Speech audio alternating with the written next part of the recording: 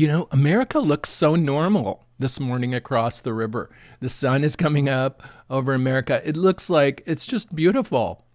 But below that sunset lurks God knows what coming up this year for artists, for designers, for people in Canada, for people around the world. Who the hell knows what's going to happen now? I mean, really. So let's speculate in this podcast about what's going to happen now that the United States has elected a new person to lead it, and what that might mean for us as artists and designers, and how we can cope with what's about to come down upon all our heads. How about that? This week on the Cannabis Goldsmith.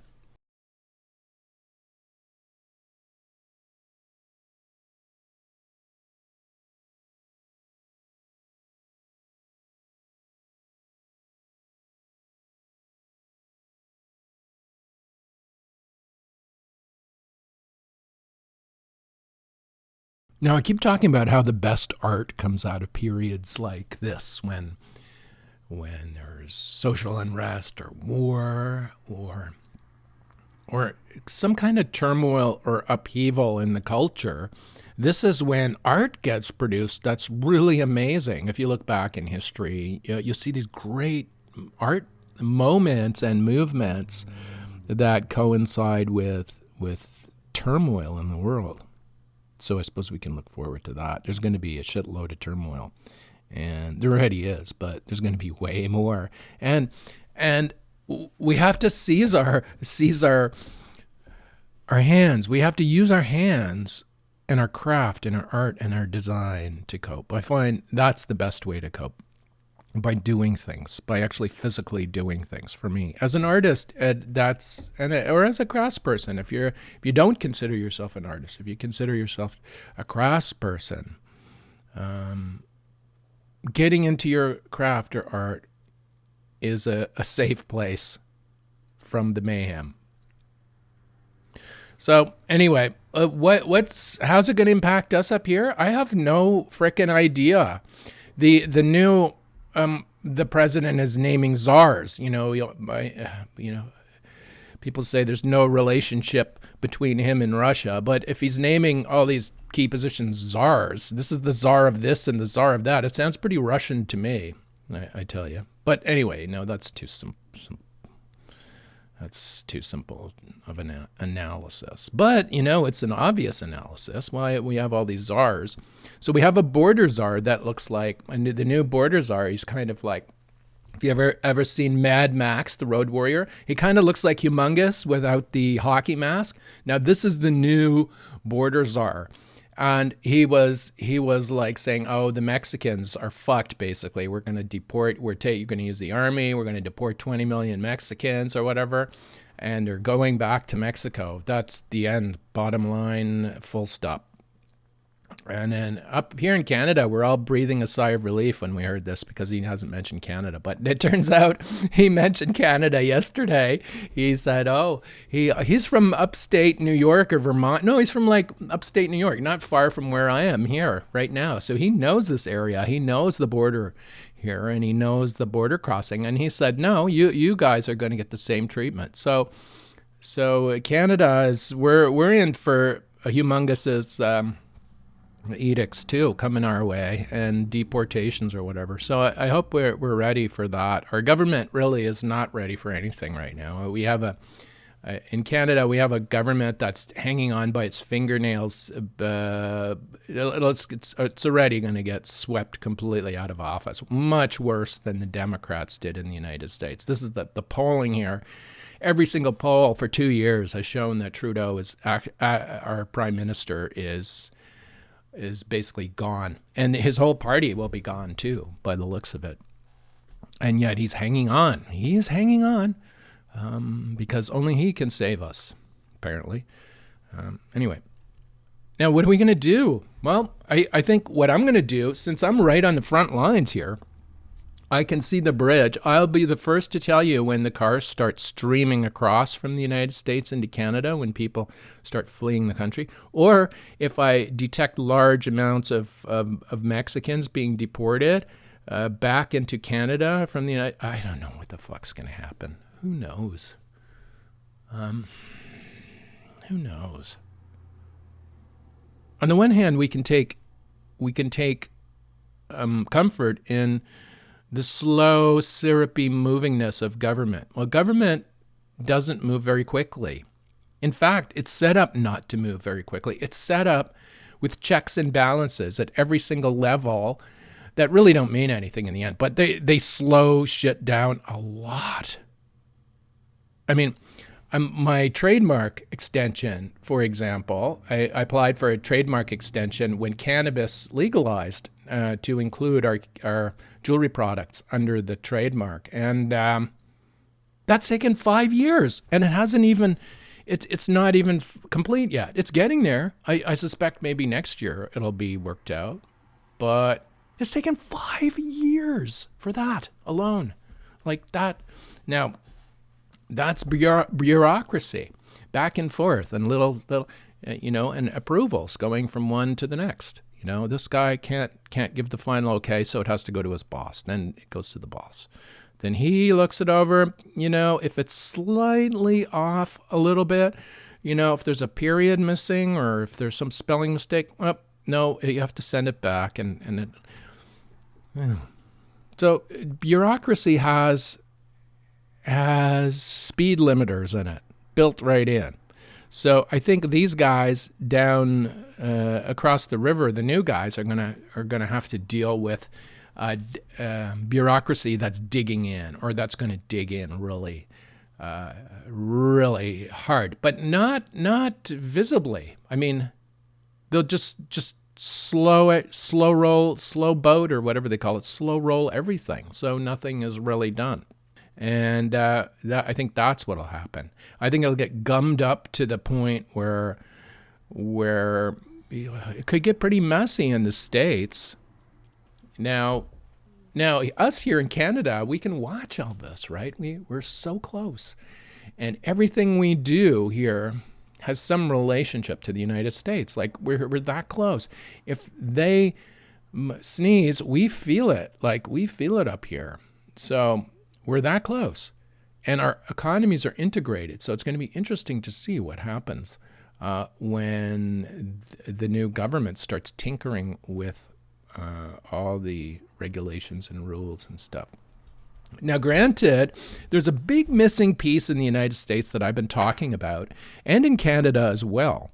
And I've been thinking a lot about this. And this is that I did a podcast last week about it, about the cultural importance of a national pride and a national spirit, and that this is something that you can build, like patriotism. Maybe that's too strong a word for it, but so that everyone in the country is sort of on the same page. That kind of vibe, right?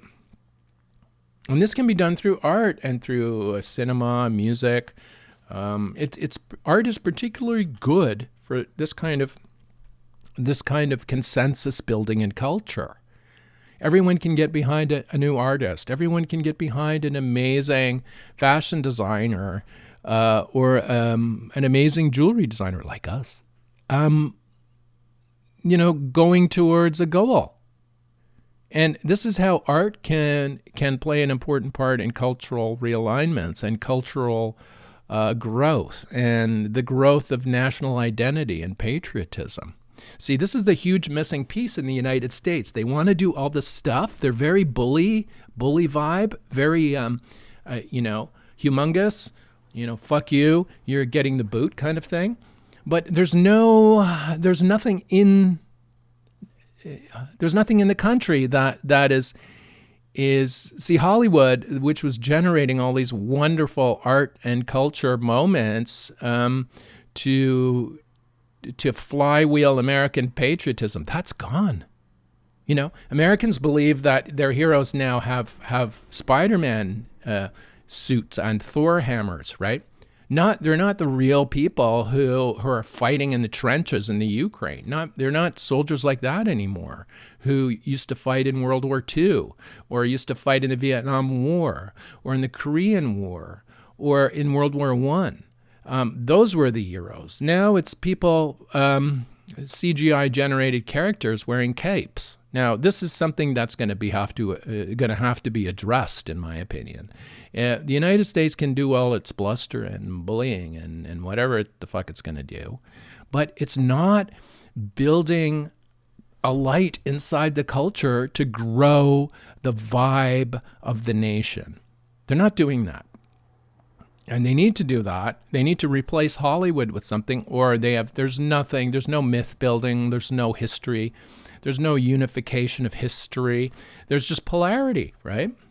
Like patriotism and national identity, but people look at it as a negative thing. It's not. It can be such a positive thing. And this is why I'm trying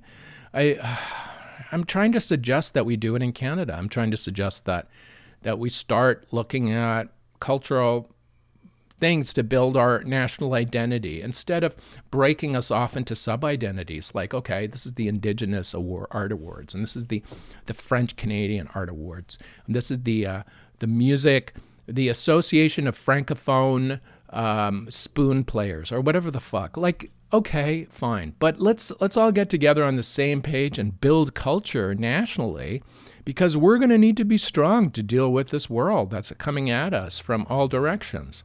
And we've had a leader who's basically pranced around the world doing photo ops for 8-9 years and not much else. And we need to think about doing real things, you know, and especially about making Canada stronger and better in the future. We need to build our national identity. And the art, I think what will happen in the States, now I'm hoping the artists coming out of this turmoil in the States will start producing art and stuff, and maybe out of it they'll get a new national identity or something that makes America mean more to them than America means to them today. And I'm looking at Canada in the same way. We have a national institution here called the Canadian Broadcasting Corporation. It's like the BBC sort of the UK. You know, it's a national broadcaster. But our national broadcaster is not what it once was. It's just actually, it's basically a political propaganda. It's become this propaganda wing of the Liberal government now. It's where they go, where the Liberal government goes to talk about their message unopposed, basically. There's no pushback on any of it. It's just a platform, a government propaganda platform. That's what it's become. And it's much more valuable than that, I think.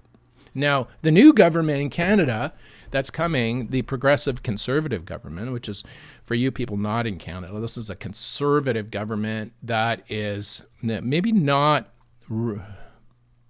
vintage Republican in its vibe. It's more modern. I think it's more agile, but we'll see what it becomes. But they have a different idea of what Canada is, and I'm hoping that they're going to invest some money in growing our national identity. Now, the way to do that, and you do it through art, and you do it through culture. And this is what I think we might see coming out of the United States. Once it gets really crazy down there, you're going to see art and shit come out of that. That's going to be amazing. And maybe music, but I'm not sure about the music. I think the music is in its own kind of thing. Maybe I should do a show about music, pop music, and how it relates to other music. Anyway, maybe that's season 2. But anyway, back to this whole idea of what's going to happen, what we can do. So we can't control the United States. We can't do anything about them. They're the giant elephant that lives next door. Now, either the elephant is calm and eating grass or whatever, or trees or whatever it does, or it's doing crystal meth and fucking streaming around destroying neighborhood properties. Now, it can go either way, I think, in the United States, but we have to be ready, and we have to not only be reactive in our as Canadians, like, okay, well, we won't tolerate them sending 10 million Mexicans across the border. We have to draw a line there, right? We have to say, no, This is not. This is a different country here. We don't. Hopefully, the new Humungus, the new border czar, will understand. Well, he's from New York. He'll know Canada is maybe just over the hill there. Maybe he has an understanding of geography. Unlike most people in North America, they don't have no idea where anything is. Anyway, back to what we can do. I think we can. There's two things we can do. We can take, first off, the short-term strategies. What can we do? And then the long-term strategies, which is what can we do? So the short-term strategies is we have to just wait and watch and not react too quickly, because all this stuff is changing down there, and we have to wait and see. But we have to be prepared to act quickly when the moment is right. So we have to prepare for an America that is completely different, that could be hostile, that could be friendly one day, hostile the next, that could destroy our economy with tariffs, that could do all this shit, that could really, really sink our economy. But they'll also sink their own economy by doing it. But I think herein lies the issue. The short term, we can't do anything. We have to wait and see. So the short term is wait and see, and get into your art, get into your craft, use your hands, build shit, you know? Now, if you've been listening to me, you know I've been hitting walls trying to make what I specialize in here is making jewelry from the cannabis plant, like taking cannabis, live plants, and turning them into precious metal jewelry, rings, bracelets, earrings, all this kind of stuff out of the cannabis plant. And I've struggled all summer trying to get casts to make rings from the plants this year, which it was fighting back at every turn. It just wasn't happening. The leaves weren't right for it.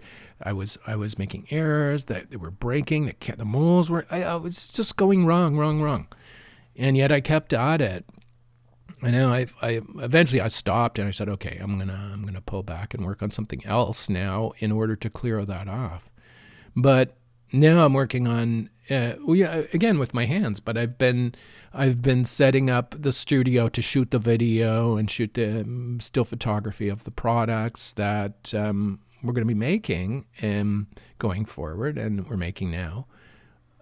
Getting the learning the tools, the video tools and the photography tools. Now, I'm a pretty good photographer, I think. Well, anyway, I've done it for nearly 50 years, so half a century. So I know what I'm doing there, but the equipment is new, and there's so many fucking options that are just stupid, like in my opinion anyway.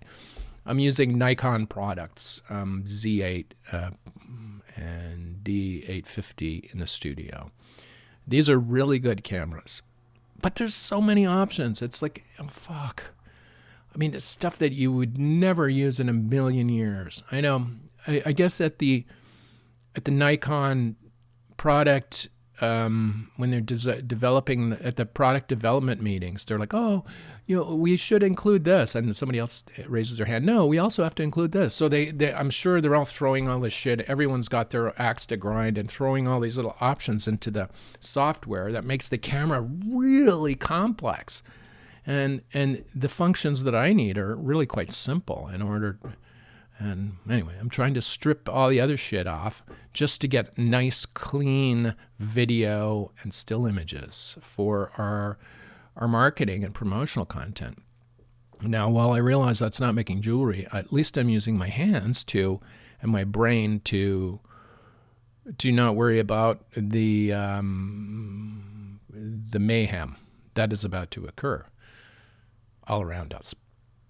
But anyway, in the studio, when I'm moving his shit around, I spent all day yesterday working on camera motion shit, like trying to move a camera while it's recording, and keeping everything in focus and tight, making sure the lighting is nice, and zooming in as I go. So slowly zooming in, panning around an object and this kind of stuff. And all day I spent working on this yesterday, and it's not there, but it's getting close. And when I've got it, then I'll be shooting. And also with the digitization project that I'm working on too here, the Preserve the Beat Tribe Magazine photographic archive digitization. What I'm going to do is set up everything and lock it in place, and we're there, pretty much there now, and just make minor adjustments. So when the digitization starts, I'll be able to have everything set up and just, rephotograph a slide, rephotograph another slide. Everything will be sort of set up in the same position, and the settings will be all the same in order to make the work go quicker. It's still going to take thousands of hours to do this, but anyway, setting up in a standard way to make the digitization replicable. Ooh, that was hard to say. Replicable, so that I can repeat it over and over and over with the exact same results with different slides.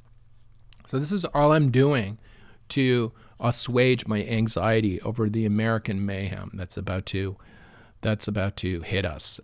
Who knows what'll happen? Get into your art. Get into your craft, get into your design, and experiment. Even if you're not producing a finished piece, get in and start working around the edges of it and trying to figure it out better, trying to figure out a better idea for it. Try a different color. Try something new. Try something old that you've forgotten, that you need to revive and make new again. God, listen to me ramble here this morning. Oh, the sun is up now. Oh, America's not on fire. Okay, it looks pretty normal. And no cars coming across the bridge. Man.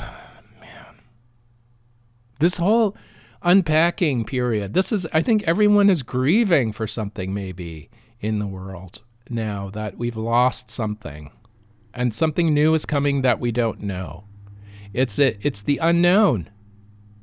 It's not the fear of missing out. It's the fear of what the fuck is happening. What the fuck is coming towards us? That's what the fear is. I can only imagine what it was like for my parents. My dad was a prisoner of war in World War II. The hell, he wouldn't even talk about the shit he saw. It was so bad. It was like, what I would give for a moment with him now to ask him about this, because I think he would see some situations maybe that are similar that I can't see because I'm here in it, or that we can't see. Sometimes it's wise to listen to our elders about this stuff. But nobody knows anything about anything. Here's the final truth about this whole podcast. Nobody knows anything about anything. And I'm a senior now, and the one thing, the most important thing I've learned in life, well, the second most important thing. The first is to learn something new every day. The second thing is, it's batshit crazy out there, and nobody understands it, even if they say they do. Everyone is just pretending to understand what the fuck is going on. Nobody understands what's going on. Nobody understands what the future will bring. I think even the chat bots don't even know that. They can get a few words ahead, but that's about it. Nobody knows what's going to happen. You, me, Humungus, Trudeau, Starmer, Trump, all these people, they have no idea either what's going on. They're going to do shit, but they have no idea what the results will be. Neither will we. Neither do we. We have no idea. So if somebody shows up saying they know what's going to happen, they have no idea. Don't believe them. And in life, in most cases, experts, nobody knows anything. That's what the truth is in the matter, So when people are telling you, oh, they've got it all figured out, they don't. They don't have it all figured out. You have it figured out more than them. You have it figured out as much as them. You have it figured out too. So we're all in the same boat together, where some of us will be drawing, singing, acting, making pottery, making jewelry designs in the boat. Others will be standing up in the boat screaming.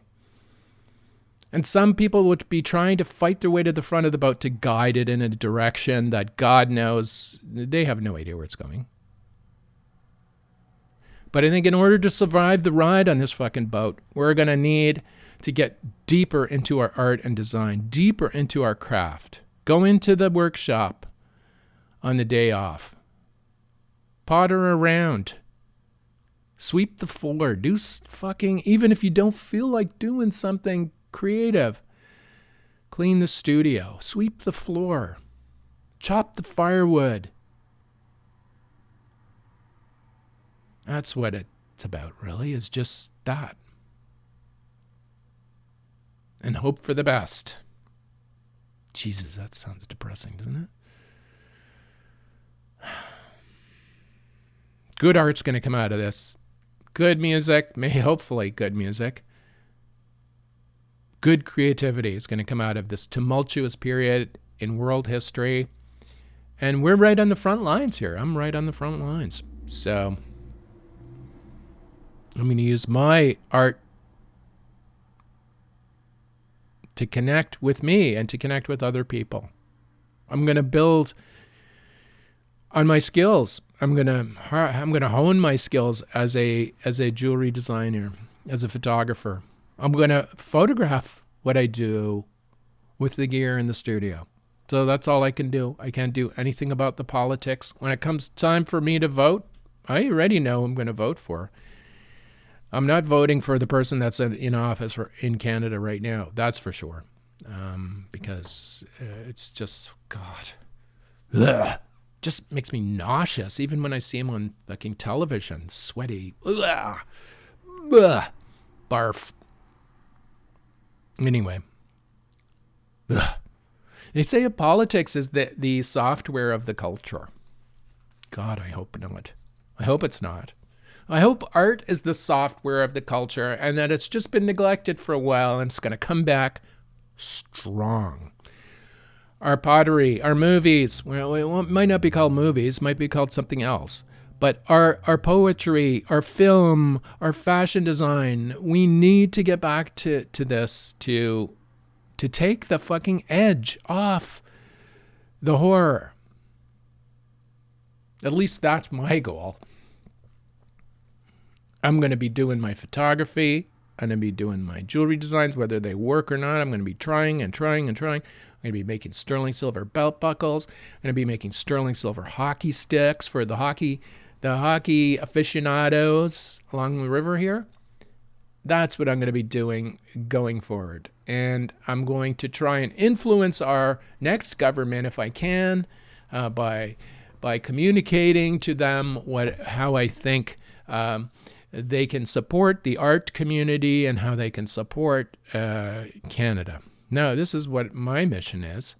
I know the new government, the current government doesn't really give a fuck about that, unless you're a member of their party. But this next government, I'm going to be very vocal about getting them to support the arts and culture in Canada, to grow our national pride and our patriotism in Canada. Now, whether or not they'll listen to me or not, who knows? Probably won't. But I'm going to keep talking about it anyway because I think it's important. Our unity as a people depends on certain commonalities. Now, we might have different religions, different politics. We might look different, but if we have the same art, that joins us together. So that's my wrap of the election. You won't hear any more politics on this Cannabis Goldsmith podcast. That's the end of it. I'm going to just focus entirely on art, craft, design going forward. Unless, of course, regulations come in that impact art directly, then I'll talk about it. But that's it for me this week. Make something. Sweep the studio floor. Put on a good record. Put on some music and get in there and do something today. We're still alive. We're still here. No matter what happens down in the United States, we're here. Let's get working.